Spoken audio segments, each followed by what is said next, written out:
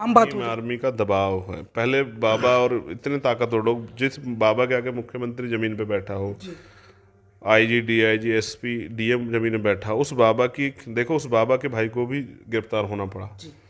जो इतना ताकतवर हो, सत्ता के दम पे जो है इतनी सब चीज़ें मैनेज कर रहा हो, ये भीम आर्मी की ताकत है। कि 17 तारीख के आंदोलन जैसे घोषणा हुई तो उनको ये एहसास हुआ कि बिल चंद्रशेखर और उनके साथी सब लोग यहाँ आएंगे। वो कप्तान से जो एसपी वहाँ के हैं, एसएसपी, उनसे लीगली बात करेंगे। इसमें धारा 307 बढ़ेगी क्योंकि उन्होंने फायर किया है, जी।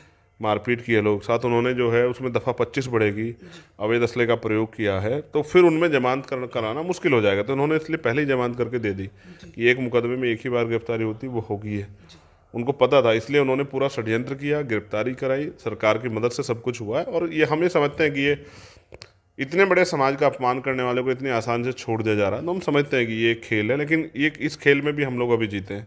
अभी फसल कट रही है और भी रोजगार सम, लेकिन फिर भी हमारा समाज तैयार है कि हम वो उस लड़ाई को लड़ेंगे। जी। तो मुझे उम्मीद है कि समाज बल से आएगा। और मैं समझता हूँ भविष्य में कोई ऐसी गलती मध्य प्रदेश में ना करे, कर दे तो कहीं भी ना, लेकिन मध्य प्रदेश में ना करे, क्योंकि अब भीम आर्मी के लोग जवाब देने के लिए तैयार। दरअसल आपको बता दें, आज हमारे साथ मौजूद हैं भीम आर्मी प्रमुख चंद्रशेखर आज़ाद जी। उनसे खास बातचीत करते हैं जो राजनीति है और जिस प्रकार से दलितों पर अन्य अत्याचार हुए उसके बारे में। पहले तो भाई साहब आपका स्वागत। धन्यवाद। क्या लगता है इस देश में लगातार दलितों को सताया जा रहा है, सताए हुए लोगों को और सताया जा रहा है, जो भीम आर्मी है वो क्या कुछ नया करने वाली है? देखो, ये एक फॉर्मूला है कि क्योंकि कहते हैं ना कि इतना अन्याय करो कि लोग खड़े होने की सोचे ना, मगर इसके साथ एक और चीज़ जुड़ी है कि अगर अन्याय की सीमा बढ़ जाए तो लोग स्वतः खड़े हो जाते हैं। मैं समझता हूँ कि अब वो समय आ रहा है कि लोग इस अन्याय के सामने चुप नहीं हो रहे हैं। अन्याय कुछ इसलिए भी बड़ा है कि जब अब हमारे लोग सामना कर रहे हैं। अब कोई अन्याय करता है तो घर छुप के घर में नहीं बैठते, वो जाते हैं, कंप्लेन कराते हैं, और फिर वो बड़े पैमाने पे कोर्ट से भी लड़ाई लड़ रहे हैं। भीम आर्मी अपना जो बेसिक काम है एजुकेशन का, और जो एट्रोसिटी है उस तरह की चीज़ें होती हैं उन पर जाकर लोगों की मदद करना, रिपोर्ट दर्ज कराना, गिरफ्तारी के लिए दबाव बनाना, जो सामाजिक इशूज हैं, जो सामाजिक कुरीतियाँ, उनके खिलाफ लोग समाज को तैयार करना। अभी हमारा बड़ा काम चल रहा है कि हमारे लोग मृत्यु बहुत छोड़ें, जी। शादियों में दहेज, अंधविश्वास, पाखंडवाद विरुद्ध जो है, जो हमारा आंदोलन वो चल रहा है। तो धीरे धीरे हम लोग प्रयास में लगे हुए समाज को तैयार करने। समाज बनाना ये एक अलग तरह की प्रक्रिया है। समाज से कुछ लेना, समाज कुछ देना, ये एक अलग तरीका, लेकिन समाज बनाना कि भाईचारा हो, एक दूसरे की मदद के लिए हमारे हाथ का, जब भी हमारे हाथ आगे बढ़े एक दूसरे की मदद के लिए बढ़े। तो अभी हम समाज तैयार कर रहे हैं, और मुझे उम्मीद है कोई भी काम दुनिया में नामुमकिन नहीं है, क्योंकि हमारे ऊपर सबसे ज़्यादा शोषण तब होता था जब बाबा साहब अम्बेडकर ने आंदोलन शुरू किया। जब वो कमिटमेंट करके संकल्प लेके इतना बड़ा आंदोलन खड़ा कर सकते हैं और इतना बड़ा परिवर्तन कर सकते हैं, तो हम लोग क्यों नहीं कर सकते? हम लोग भी कर सकते हैं। हम उन्हीं की संतान हैं, उन्हीं के विचारों पे चल रहे हैं। बस ज़रूरत है ईमानदारी से संकल्पित होके और समर्पित होके धैर्य रख के आंदोलन चलाने की, और उसमें हम लोग धीरे धीरे निपुण हो रहे हैं। आज हम पे बड़े पैमाने पे लीडरशिप है। मध्य प्रदेश हो, राजस्थान हो, छत्तीसगढ़, उड़ीसा, हिमाचल, उत्तराखंड, पंजाब, हरियाणा, यूपी, दिल्ली, महाराष्ट्र, कर्नाटका, तेलंगाना, आज हम पे सब जगह पे बड़े, बिहार, बड़ी बड़ी ऑर्गेनाइजेशन है, बड़ी बड़ी लीडरशिप है, वो लोग काम कर रहे हैं। धीरे धीरे वो तैयार हो रहे हैं, और एक आने वाला समय कुछ ऐसा है कि आप देखना कि बहुत बड़े पैमाने पे समाज के, इस समाज के सशक्तिकरण के लिए और परिवर्तन के लिए बहुत अच्छे काम होंगे।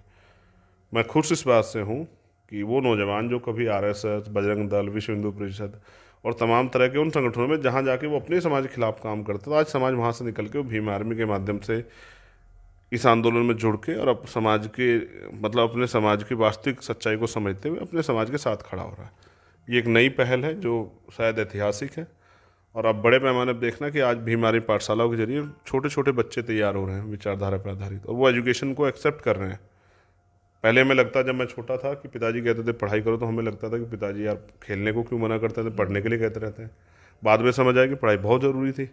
तो आज हम ज़मीनी रूप से इस बात को समझाने में तैयार हो पा रहे हैं कि पढ़ाई कितनी ज़रूरी है। सरकार हमारे बहुत सारे रिसोर्स ख़त्म कर रही है, जैसे एजुकेशन का बजट कम कर रही है, हायर एजुकेशन के स्कॉलरशिप खत्म कर रही है, नौकरियां खत्म कर रही है। हम अपने समाज को इसके अल्टरनेट के रूप में तैयार कर रहे हैं कि वो बिजनेस को एक्सेप्ट करें, पाठशालाओं में पढ़ें, कंपटीशन की तैयारियां करें, बिजनेस को एक्सेप्ट करते हुए अपने खुद के उद्योग धंधे लगाएं। और हम लोग प्रयास करते हैं ना कि छोटे छोटे रोजगार एक दूसरे की मदद से शुरू करें, तो ये बहुत सारे काम हो रहे हैं और मुझे लगता है कि भीम आर्मी बहुत अच्छा काम कर रही है। आज भीम आर्मी की वजह से हज़ारों लोगों को हर महीने न्याय मिलता है, उनकी मदद होती है, उनका विश्वास मजबूत होता है, उनकी उम्मीदें मजबूत होती है और वो अपनी लड़ाई को लड़ने के लिए खड़े रहते हैं। जिस प्रकार से मध्य प्रदेश में जो एक बाबा हैं, उनके भाई ने दलित समाज की बेटी की शादी में जो कांड किया है छतरपुर में, उसको लेकर गिरफ्तार भी होते हैं, कोर्ट जाते हैं, लेकिन तुरंत जमानत मिल जाती है। इसको लेकर भीम आर्मी का क्या स्टैंड है? अगर ऐसे दलितों को मारा पीटा जाएगा, तुरंत बेल मिल जाएगी, तो दलितों को पीटना तो आम बात हो भीम जाएगी। आर्मी का दबाव है। पहले बाबा और इतने ताकतवर लोग, जिस बाबा के आगे मुख्यमंत्री जमीन पे बैठा हो, आईजी, डीआईजी, एसपी, डीएम जमीन में बैठा, उस बाबा की देखो, उस बाबा के भाई को भी गिरफ्तार होना पड़ा। जो इतना ताकतवर हो, सत्ता के दम पे जो है इतनी सब चीज़ें मैनेज कर रहा हो, ये भीम आर्मी की ताकत है। कि 17 तारीख के आंदोलन जैसे घोषणा हुई तो उनको ये एहसास हुआ कि बिल चंद्रशेखर और उनके साथी सब लोग यहाँ आएंगे। वो कप्तान से जो एसपी वहाँ के हैं, एसएसपी, उनसे लीगली बात करेंगे। इसमें धारा 307 बढ़ेगी क्योंकि उन्होंने फायर किया है, मारपीट की है लोग साथ, उन्होंने जो है उसमें दफ़ा 25 बढ़ेगी, अवैध असले का प्रयोग किया है, तो फिर उनमें जमानत कराना मुश्किल हो जाएगा। तो उन्होंने इसलिए पहले ही जमानत करके दे दी कि एक मुकदमे में एक ही बार गिरफ्तारी होती, वो होगी है। उनको पता था, इसलिए उन्होंने पूरा षड्यंत्र किया, गिरफ्तारी कराई, सरकार की मदद से सब कुछ हुआ है। और ये हम ये समझते हैं कि ये इतने बड़े समाज का अपमान करने वाले को इतनी आसान से छोड़ दिया जा रहा है, तो हम समझते हैं कि ये एक खेल है। लेकिन ये इस खेल में भी हम लोग अभी जीते हैं कि जो एक समझते थे कि हमें कोई झुका नहीं सकता और हम कोई भी अपराध करेंगे हम पे कोई कार्रवाई नहीं, उनको भी जेल जाना पड़ा, उनको वो गिरफ्तार भी और कोर्ट में पेश भी होना पड़ा। लेकिन 17 तारीख में हम लोग छतरपुर जा रहे हैं ये बताने के लिए कि भविष्य में जो घटना आज होगी वो तो समझ आ गई है, लेकिन भविष्य में अगर दोबारा कोई इस तरह की मूर्खता करेगा, अज्ञानता करेगा किसी भी गलतफहमी में, तो उसके अंजाम बहुत अच्छे नहीं होने वाले।